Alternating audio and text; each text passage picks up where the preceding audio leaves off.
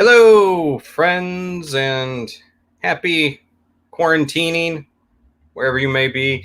I'm Aaron Sagers, and you probably know that because this is what we call the Paranormal Pop Culture Fireside Chat, and we do these things periodically. I was actually doing them like Tuesday, Wednesday, Thursday, 3 days of the week, and then I had to dial it back because it was requiring a lot of planning, but I'm going to pick it up again a little bit more if you guys like that, if you want me to continue doing it.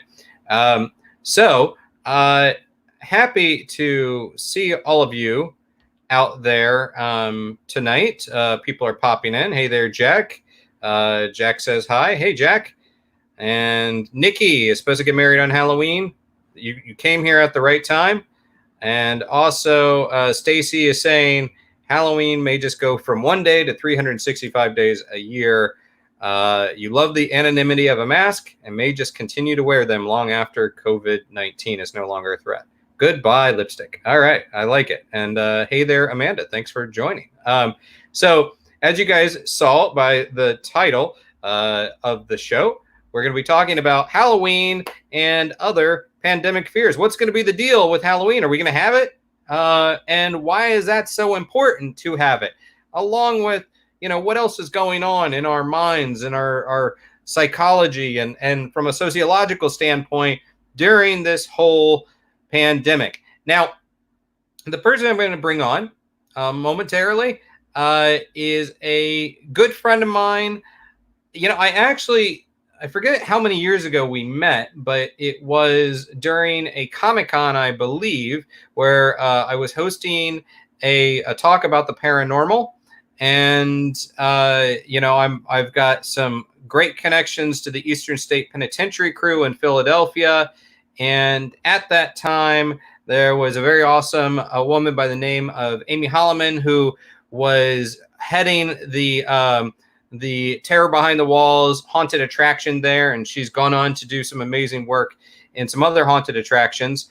And I was hosting this paranormal talk at Eastern State Penitentiary, and she's like, I would like to bring along an expert with me. She is a sociologist, a fear sociologist, and we ended up hitting it off, and she came out with a book that was so well received. And we've had the opportunity to collaborate many times since then. But I'm always excited to see friends who are doing awesome things. And she's done a TEDx talk. She's been on the Samantha Bee show, been in Time, been on Travel Channel, on Sci-Fi. She teaches at the University of Pittsburgh. An accomplished woman, an accomplished social scientist, someone that I'm very proud to call my friend. Without further ado, as we talk about Halloween and other pandemic fears, give a nice paranormal pop culture fireside chat. Welcome to Dr. Margie Kerr. Margie, thank you so much for joining us tonight. Thank you. That was such a nice introduction. Thank you very much. Well, it's nice to have nice people on this little chat that we've been doing. This is like, this is a way to kind of like stay sane and, stay connected with other people. And before we get too in the weeds, let me ask, like, I know right now you're hunkering down in Colorado. So how is that going? And how are you staying sane during all this? I got to be honest, I think like everybody else, I'm kind of at the end where I just really want to get out. But out here in Denver, it is such beautiful landscapes, lots of mountains to go hiking in, safely away from a lot of people. So it's been, I think, better than, having to be cramped into a city, though I miss Philly and Pittsburgh a ton. Being able to be out in nature more and kind of spread out during all of this has been nice because I can just kind of go for a run, go for a walk. But it's tough. I'd give anything just to walk to a corner store, get a cup of coffee and hang out. And so I think everybody is probably feeling that same kind of anxiousness to get going. Yeah. Well, I do envy you on some level, the wide open spaces of Colorado. I might have to pay you a visit once this is all passed. One of the other ways that I'm keeping sane is by making tiki drinks during this time. So I don't know if you have any kind of bevy of choice going right now. Right now, it's just the grapefruit seltzer, but we have made some pretty mean quarantine-aritas, which are the lime-arita with some margarita mix, and it's just that's been something to look forward to. Yeah, no, that's definitely a tasty beverage. Well, I'm definitely decked out a little bit. This is a Haunted Mansion Hatbox Ghost tiki mug. I'm wearing a Halloweeny outfit, and that's not by coincidence, because we are going to be talking about Halloween.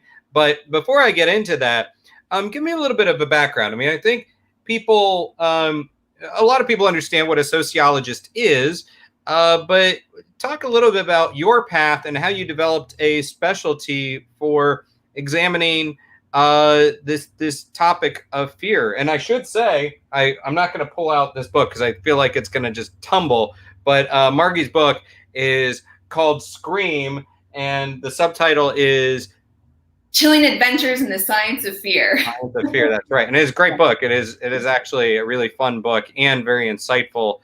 But how did you get on this path of exploring the science of fear? So I've been looking at fear within the, Halloween haunted attraction, why we do scary stuff for about 10 years. But I don't think a lot of people know I started out studying health social movements and how people organized around the idea that vaccines cause autism. And one of my major findings was how much fear played a role in that movement, which I'm surprised is still kind of raging today, and probably will get some, renewed interest as we move towards a COVID vaccine. But I was very much looking at fear as a tool that was used by different parties to get people to do different things. But there was also the personal side of me that really enjoyed haunted houses, thrill rides, just anything Halloween related. And I started working for a haunted attraction in Pittsburgh, the Scare House, and kind of cobbled together both of these interests, my interest in sociology, my interest in how fear kind of functions in society, and also my interest in why do people want to do scary things.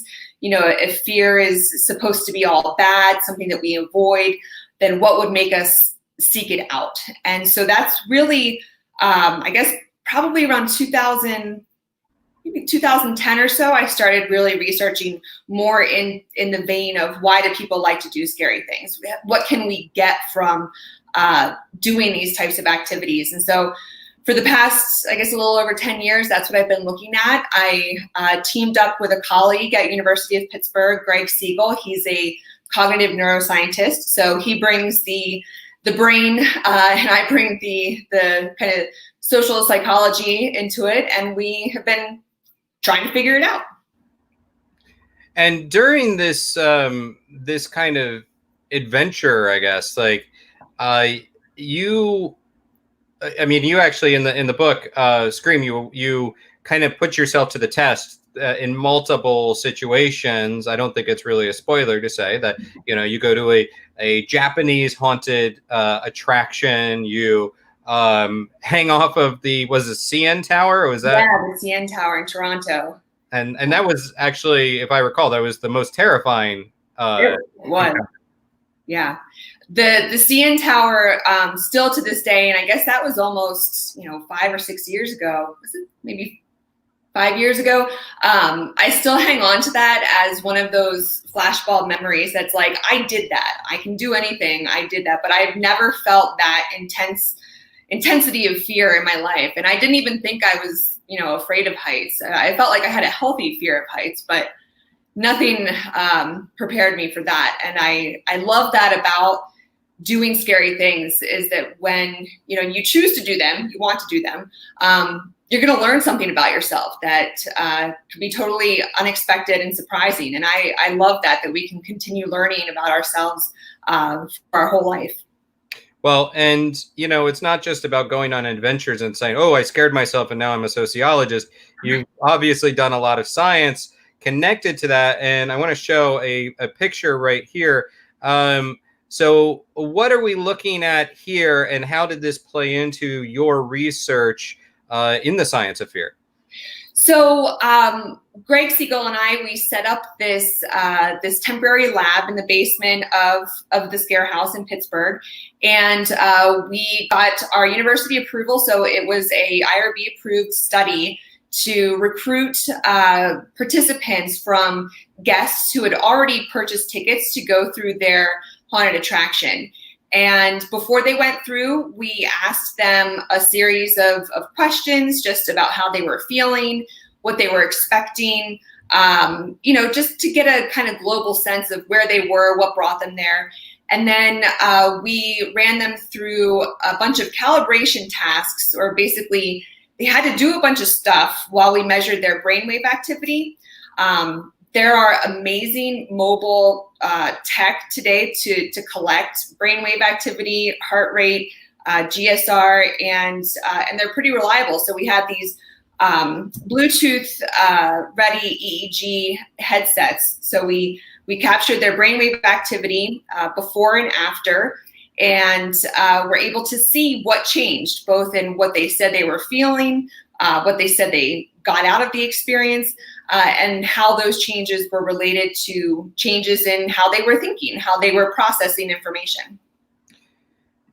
So right now, I mean, fear is a very healthy thing. It is something that allows us to process our anxieties, and correct, like fear is a healthy thing. Oh yeah, I mean it's what's kept us alive. Our threat response, being able to respond quickly, even before we're consciously aware of it, that is very much part of what has kept not only us but every living species alive. Is that immediate instinctual response to something that's threatening, or something that's startling or new or novel. But absolutely, if we didn't have a threat response, we probably would not live. We wouldn't live very long at all. And when we go through something like a haunted house or go on a roller coaster, the fear that we're expressing, I mean, that is healthy as well, right? Because we are finding some sort of catharsis. We're processing this fear, correct? Is that what's happening? Right. So it's all about the context. And there's been a lot of different studies with humans and animals showing just how strong the power of choice is. So the moment that we make a decision that we want to do this thing, or that we know we can escape, it's a totally different experience than situations where we have no control, where we didn't choose to be there, where we're being forced or dragged into something that's a different type of experience, or we process it differently. But the threat response, how our body is reacting, is very similar. So you have, the fight or flight response. That's all sympathetic nervous system activity. And it's very similar to when we're surprised or excited. So how we make sense of what our body is doing is all based on the context. Do we want to be there? And, can we get out, basically? And when we can, and we want to be there, it can lead to feeling really excited, having fun, but also feeling like you pushed yourself, you overcame a fear, you challenged yourself, and you survived. And we've evolved to, be really happy when we've done something difficult and we're still alive. Well, right now we are doing something difficult, and collectively, globally, but especially as a nation, we are going through this very weird time of quarantine and maybe getting back to some new normal. Yeah. What's going on with our fears right now? Because when I think about it, on one hand, it's in a state of overload because we are several months or 3 months of doing this, and it's all very uncertain. But it also seems like on another level, there's this withdrawal of fear because we can't go out there and experience the world, or, fully grasp what the thing is that we're supposed to be afraid of. And maybe I'm bungling that kind of assessment, but I'm curious to hear from you. What is the state of our fear right now? So I'm very excited for the research that probably won't be published until 6 months, a year from now, to get real data about how people have been coping and handling this. For the in the moment kind of assessments, I've been looking at the trending movies on Netflix or trending shows. And what I see is, I think in the beginning, even at the beginning of March, before we'd even moved into official stay-at-home orders, movies like Outbreak and the documentary Pandemic, and a lot of movies that focused around apocalyptic themes were popular. And I think to me that represented how everyone was kind of like, what is going on? How can we gain some sort of engagement with this big thing from a safe distance? And it's, of course, the information is not, real, but when something big is happening and we don't know about it, we want to try and find out about it to reduce our anxiety, to get closer to it.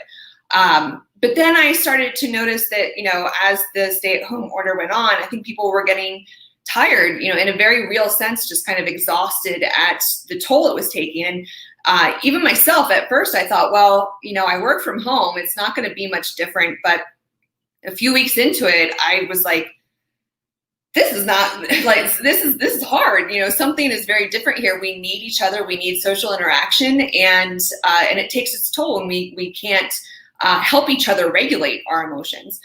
And so I think right now, everyone is kind of getting to that point where, there's a part of us that's saying we just need to engage, we need to interact, we need to get out, because it just is starting to feel kind of intolerable. And when we, then learn that rates of the virus are increasing, and it adds a kind of competition of needs of, you've got fear kind of telling you that you're at risk, or you could put other people at risk, but then also this desire that to go out, to engage, to kind of try and get something to refill our internal resources. And so it's hard because it's exhausting in a very real way. It's exhausting. Yeah, and the uncertainty, is definitely exhausting. I mean, along with it is sort of, there is a divisiveness that is part of this as well. So there's not a coherent sense of community, at least not across the board. Does that exacerbate our fears? Does that kind of make it even scarier when it doesn't feel like we're all in this together and there's one camp over here that's thinking this way, and then another group that's operating in an entirely different way? Yeah, it's, I think, very unfortunate that we do seem to be following the model of more divided, and that is unfortunate because it does make things more intense. Fear of conflict now is added to the fear of the virus itself, and that's really problematic. And that's where we want to turn to our leaders, turn to each other, and be like, hey, let's try and get on some kind of the same page so that we don't all kill each other in the meantime. But you see, social theories and history shows us how groups kind of divide or come together in times of conflict, in times of war, in times of outbreaks, and it's. Some people circle the wagons and don't really want to let anyone in, or they circle the wagons and want to, fight everybody who's on the outside. But I'm hoping that we can try and come together at least for each other's safety, because if anything, this has proven that we do need each other. We do need to be, civil to each other, and just figure out how to do it safely.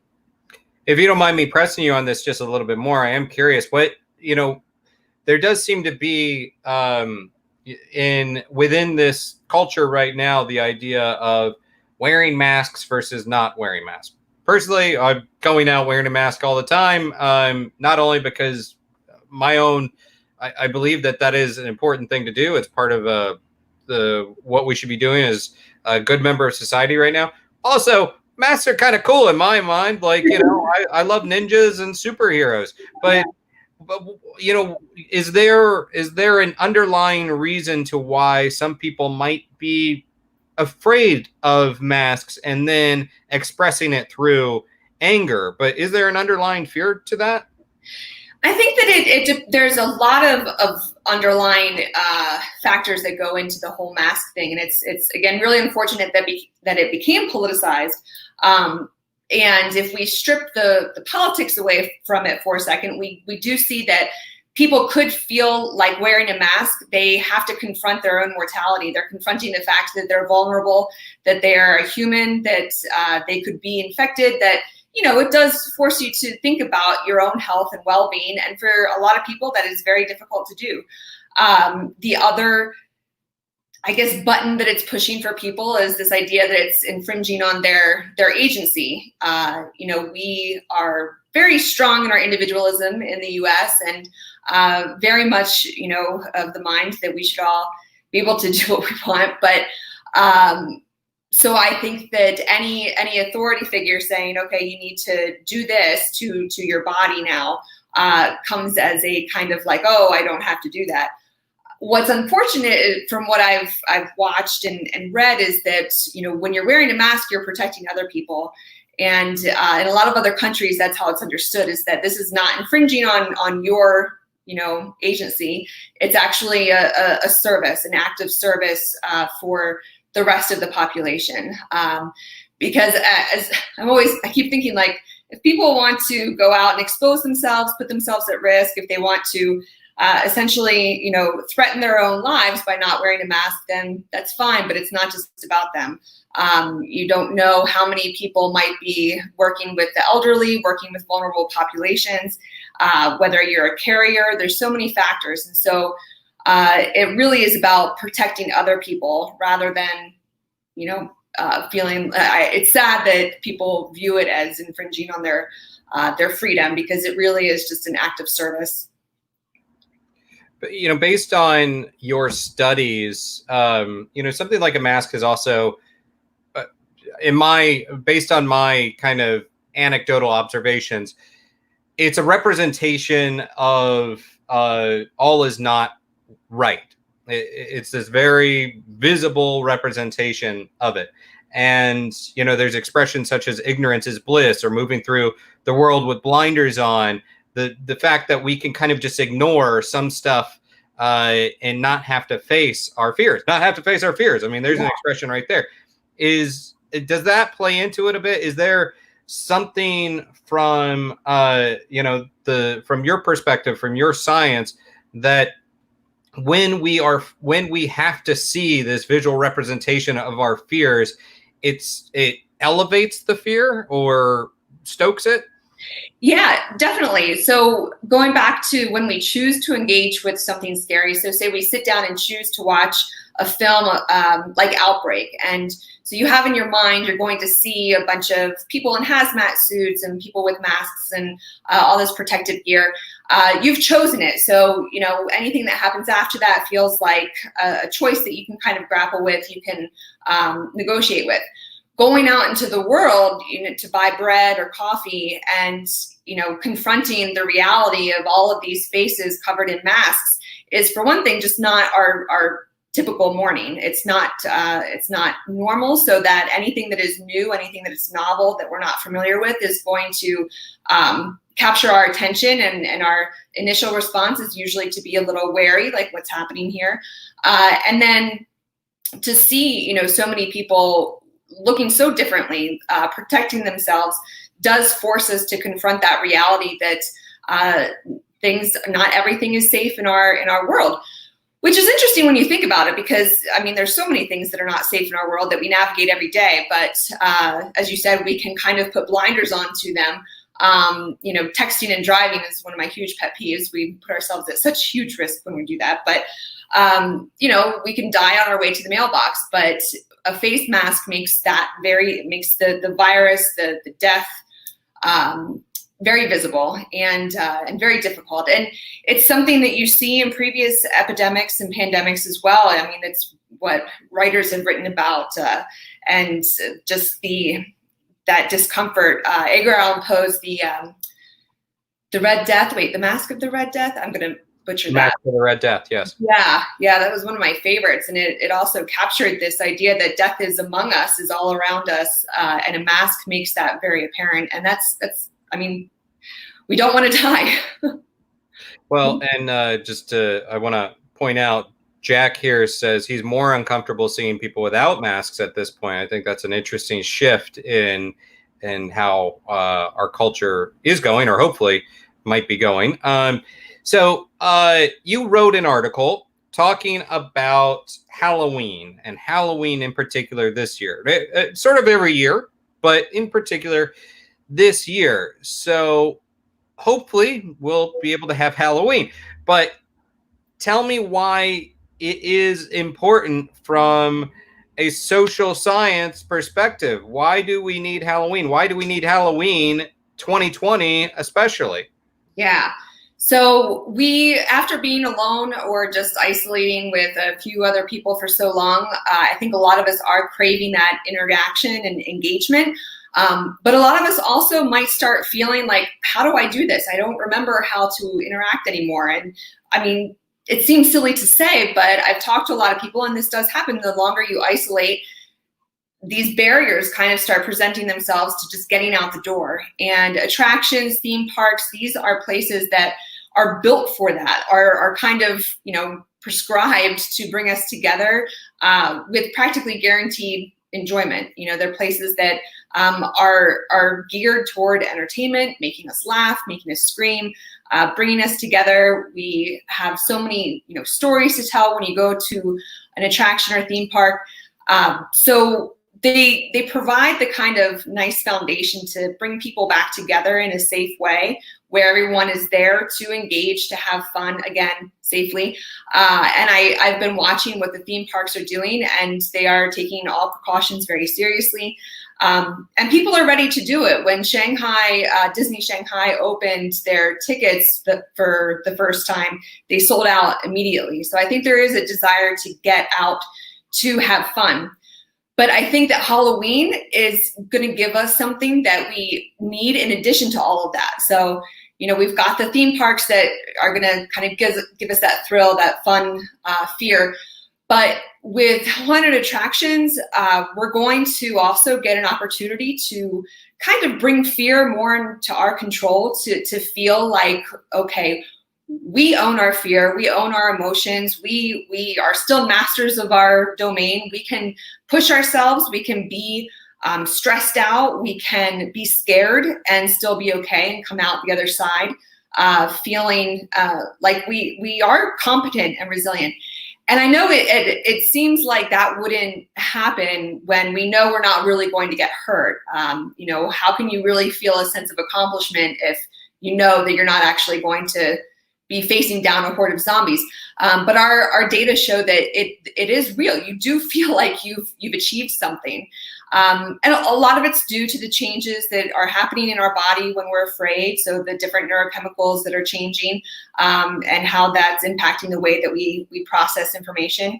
But basically, when we choose to do something scary, it's resetting the bar for our distress tolerance. So we do something scary, we survive, and then it's like, okay, I can handle the next thing. I can handle it. And that's a very real feeling that I think we all want and need to feel, that we still have control. Is that similar to a form of exposure therapy? Is that sort of what it sounds like to me? Is that what you're saying? It's actually, that's what my colleague and I are working on right now, is seeing how this might interact or even potentially improve exposure therapy protocols. When we make something fun, we want to engage, we want to approach. Exposure therapy is effective, but there's nothing fun about it. So if you're afraid of spiders, you go into an exposure therapy protocol and you're going to be confronting these things that you're terrified of. And so there's resistance from the very beginning. We think that by including more rewarding elements will help people approach it, will help people, get close to fear, feel the intensity in their body, feel their heart rate increase, their palms sweat. it's a full body experience. So, to overcome fear, you got to be scared so that you can kind of reset all of the relationships that you have with when your heart is beating fast. Are you happy or sad? And creating some new memories of being happy with friends that are more linked to, competency, resilience, and endurance. Is that something that, the exposure therapy example, that requires multiple sessions of exposure to overcome that fear of spiders or whatever. But in this instance, me going outside, let's say I'm somewhat reluctant, and actually let me post this this comment. I think it's interesting. Stacy says, yes, it's like in prison, people get institutionalized. The more I stay home, the less I ever want to go out again. I think that is relatable on some level. So if it's associated with this good experience, me going and hanging out with friends, going on a roller coaster, which I love, going to Disney and theme parks, which I love, is it an instant reset? Is it one and done and suddenly we're in a better spot? Or does it take a few more times? So that is exactly the question that we want to answer as well. Unfortunately, with our data, we only had people for that night. And in some follow-up research that we did, we also only had people for about 6 to 8 hours. And the reason for that is tied up with how the NIH has redefined clinical trials. So basically, if you're doing any follow-up the next day, a week later, it kind of throws it into another bracket of university approval. But we want to know how long are these effects. And I can speak anecdotally that, when we do scary things, and for example, my experience on the CN Tower, they do become memories that we can turn to that can bolster our confidence in the moment, sort of like a in the moment stress inoculation. But the question of how many times you would need to do it and how long it will last is still one that needs to be answered. What about developing new fears? And I apologize if I'm asking you to repeat yourself somewhat, but okay, maybe it takes one time on a roller coaster to break that fear, but 90 days of quarantine might generate, some sort of germophobia or agoraphobia, or, there's, I suppose, a lot of other things that might come into play with that. What's sort of the correlation to how long it takes to develop some sort of long simmering fear like this? And is there any connection to age? Are we less psychologically elastic to pushing back against fear than when we were as a kid, or maybe more resilient? Yeah, it's everybody, I guess variability is the norm. Unfortunately, I think a lot of people are thinking about things more intensely than maybe they did before. So the potential to become more anxious about different things is definitely there. And that is something we're going to see play out in the coming months as more research is done. The big, things that usually go into whether or not somebody's going to be more risk averse are, things like if somebody's really open to experience, how comfortable they are with uncertainty. And those are pretty stable traits across a person's lifetime. But I do think that a lot of people, with the change of our environment so drastically, it does force us to see things in a new light, to see things kind of from a new perspective. And that in those moments, people are going to discover things that they might not have thought about before. And that could be, a growth experience, or, a scary experience in the beginning, but hopefully becomes a growth experience.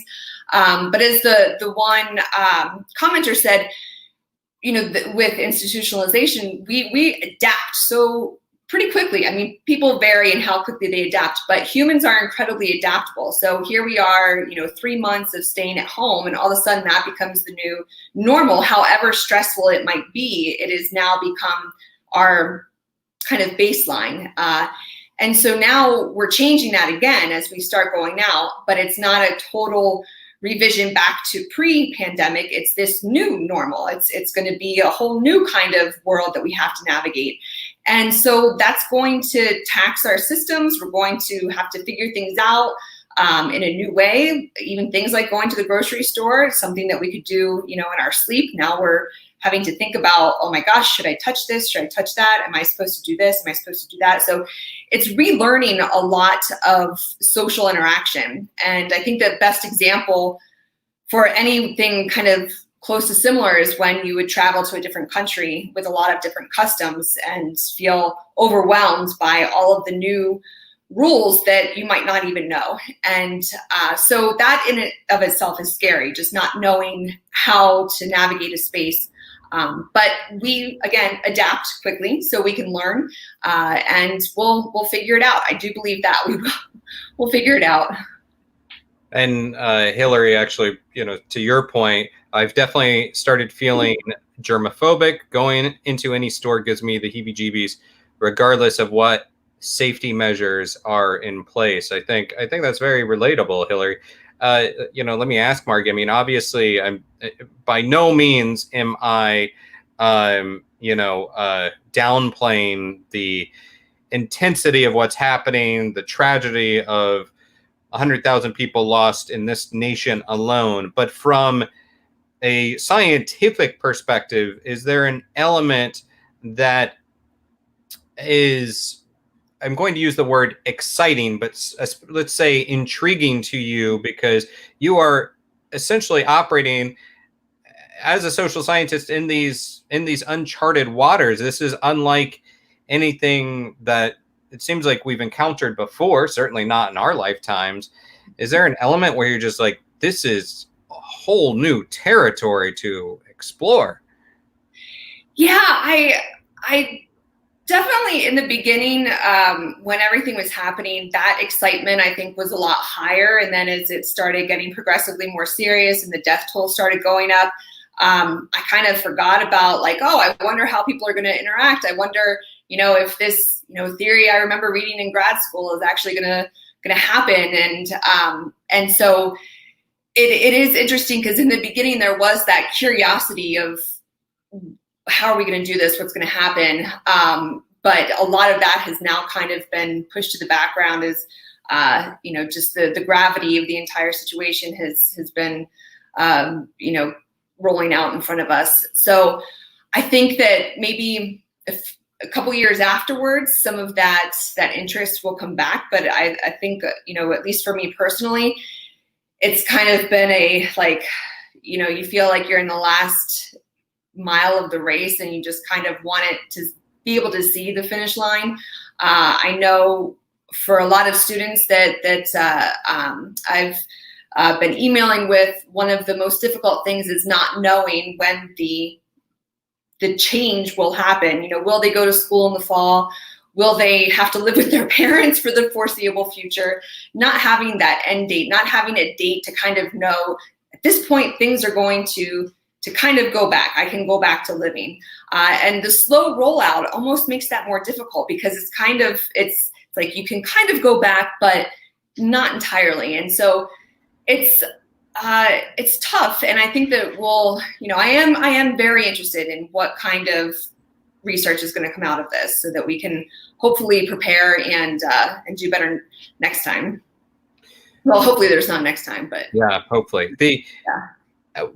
How do you think that living through this situation, I mean, kind of adding to sort of the concept of Halloween, of scaring ourselves and choosing to scare ourselves, and that being a healthy thing, but living through this situation, have you given any thought to how it's going to impact popular culture, like how it's going to be reflected in popular culture? And specifically, I am thinking of things like 28 Days Later or The Walking Dead. And I mean, I think, as you know, I'm a big fan of the Romero zombies and the Romero zombie type of pop culture. How do you think that that's going to be changed? Are we going to want to tell zombie stories? Are we going to change the nature of our zombies or of our horror and our pop culture? I can't wait to find out, because what's really interesting when you look back over kind of what society has stressed about and been afraid of, you look at our developing of the space program, going to the moon, and you have also at the same time lots of sci-fi, some of the golden age of sci-fi happening in writing and in film, that kind of mirroring that tension of, oh gosh, we're expanding beyond our Earth, what's going to be out there, and the movies were a way to imagine that, to kind of really think about what it might look like for an alien to come down to Earth. And so you can see how society was working it out in our art. And then same thing with nuclear war, when, we really feared a global annihilation from everybody bombing each other. You have movies exploring that. You have, again, that kind of collective processing that happens in art. But with those situations, we didn't have aliens, at least that we know of, come to Earth. We didn't have a massive, the Earth is still here, so there wasn't universal annihilation via bombing. But this was real. We've got over 100,000 people dead. We don't have to imagine it. We don't have to imagine, how it's going to play out, because we're actually living it. And when I try and think of similar experiences, I think back to, the Gulf Wars. When invading Iraq, we did see an uptick in some of the, Eli Roth torture porns and kind of playing or working through ideas of war, not playing, but working through those in our movies.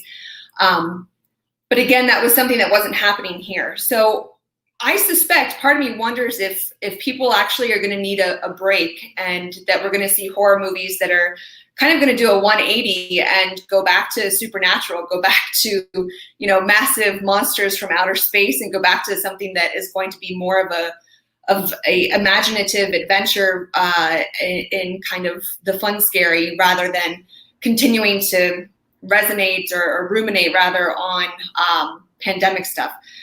Because again, we don't have to imagine it now.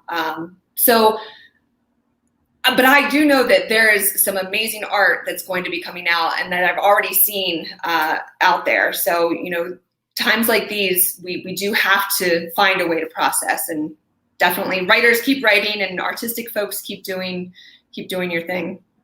Yeah, it's fascinating, because traditionally something like zombie movies were made. I mean, they were allegories, right? They were in the not so distant future, as you said, or maybe even far distant future, but they were also allegories for capitalism or, whatever was going on in our society at the time. But now that we're in what feels like the beginning, the first act of the zombie movie, where we're hearing the radio station warning about strange behavior and things like that, it's no longer feels like a not so distant future allegory. It is now. What's weird though is that we are in a time of a lot of supernatural pop culture, as it is, and yeah, I it's almost like I wonder if a new kind of monster, will be created out of this, some entirely new offshoot of the genre. But yeah, I can see that for sure.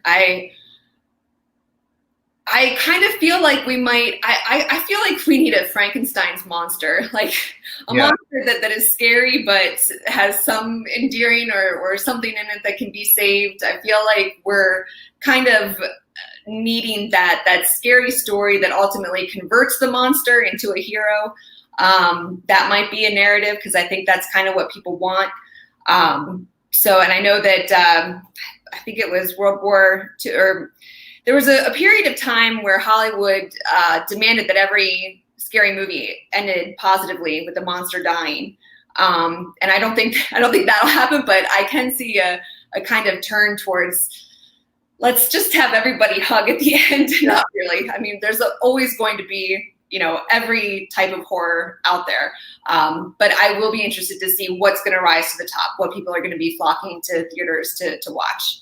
Yeah, I think you're referencing, that was definitely during the Universal monster movies where, you couldn't turn the monster into too much of a hero, and he had to be gone by the end of the movie. As far as the supernatural threat of things, it seems like there was an appeal. I remember in an interview that I had conducted with George Romero, his whole thing was like, the zombies, you can take care of them. If people, like, you could wipe them out. If you just work together, if it's the humans that are getting in their own way, if they just work together, they can eliminate this threat, which sounds also oddly prescient compared to our days right now. If we just work together, we could wipe out this thing. But meanwhile, it's the supernatural that's ultimately beyond our control. It's not man versus nature or man versus man. It's the man versus God, essentially, which is the ultimate unknowing kind of situation. So, but in a way, you're saying this next stage of pop culture very well could be more manageable. Supernatural could seem more manageable than even zombies and pandemics. So it's really wild. I think a lot about the distance that we need from things that are scary. How far away does it need to be to kind of engage with it in a fun way? And in some of my consulting with the haunted attractions, I've had a lot of opportunity to kind of play with that. Like what will people believe and have fun with, and what is going to pull people out of a scene? And it's never the things that I think, people will readily believe that this actor is a ghost, is a demon, is a possessed, monster. They'll be like, okay, great, I am in this scene, and they'll react and they'll be scared. They'll be fully immersed in it.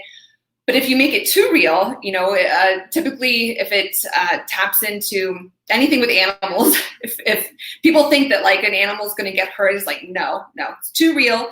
Not gonna engage. So I think that sometimes the further something is away from our lived reality, so ghosts, supernatural things that we can't get our hands on, it's almost a little bit easier to then engage with under our own rules. We have to make up the rules because if there are rules, we don't know them. So we have to make up the rules. And so it feels a little more controllable, while also, having that knowledge of like, we're probably not going to engage with it for real. So it can stay in that kind of fantasy land where we can stay in it and immersed. Well, just because this is a good contender, Jack is saying he's voting for radioactive hamsters as the next monster. Who knows, Jack? It might be. But we don't want to harm the radioactive hamsters because people react very negatively anytime you harm an animal on screen. I did see, just as a side note, that the CDC did warn of, what did they call them? Incredibly, they had a great adjective for the rodent behavior. Like, there are going to be a lot of aggressive rodents because people have not been going out and eating. There's not as many restaurants. And so there's going to be this rodent war. It's going to be like rodent against rodent fighting for the pizza. I saw that, and living in New York City, the threat is real. Before I let you go, I am curious that you spend a lot of times in supposedly haunted locations, and you're also a scientist. But has there been a moment? Can you tell me a scary story? It doesn't have to be ghosts. Maybe it's aliens. Maybe it's cryptids. I don't know. Can you tell me a scary story where you encountered something possibly paranormal or outside of the realm of the explained, where you had to check your scientist mind and you're like, oh crap, I'm just really freaked out? I've never thought about the crypto part. I'm glad that you said crypto, because it just reminded me of when I was younger, probably like 10 or 11, and just walking through the woods and behind a barn where we kept our horses. And I remember seeing what I really wanted to be a Bigfoot. Maybe it was around the time Harry and the Hendersons came out, but I was convinced that I was seeing this Bigfoot, walking through the trees, and I can still see it in my mind. And it was probably a deer, but at the time I was fully convinced that I had seen Bigfoot, and I was so into the Bigfoot lore and Loch Ness Monster. And, there's always that part of you that wants to believe. And even me, I'm like, you don't know, science is the art of discovery. So we don't know what we don't know. And so we have to keep looking.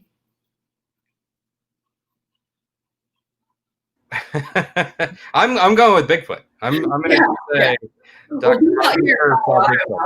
So many new animals that I'm seeing. I'm like, what is that? Birds are amazing. Yeah, out here. Have you looked into sort of the psychology and sociology of paranormal investigators in the community out there? Because that's like a whole. I mean, they establish rules, they pursue things that are scary, but also things that reaffirm essentially spiritual beliefs. Have you done any studies on that? I actually have. Under our protocol, I collected data from a paranormal investigation at the Stanley Hotel out here in Colorado, but I actually did it before I was out here. And I collected measures of on a scale that's called need for affect. So how much do people like to engage with emotional things? And also collected emotion ratings, how they felt before and after, and found that, among the sample, so I didn't have a comparison sample, but other than previously published research, but they had higher need for affect. So they really liked engaging with emotions. They want to feel, they want to experience, they want to, be in the world, and they felt better after doing it. But what was interesting is that while their mood improved significantly from before the ghost hunt to after, so did measures of sadness. So it was a case of being happy to be sad, kind of like after watching a scary movie. And I thought that was super interesting because to me, I theorized, I don't know this for sure, but the idea that they wanted to engage with supernatural, which kind of led towards thinking of death, of hearing these stories of people who had died on the property, and that kind of is sad. But that's what they wanted. So they wanted that, they got it, they wanted to feel sad. And I think it really highlights how dynamic our emotions are, that, we've got lots of different kinds of happy, lots of different kinds of sad, and it really is all based on context. But in terms of other traits, they were a lot of people were there because they were with friends. So it's a very social activity, and I do think that plays a big role in it. And just real quickly, we do have a question from Hillary, who asked, "Why does fear so quickly turn into anger?" That's a good question. I know, for me, it more often turns into like embarrassment, especially if I'm startled. I'm like, gosh, like I can't believe that got me. But it does seem to, we tend to be angry at the things we're afraid of. Why is that the deal?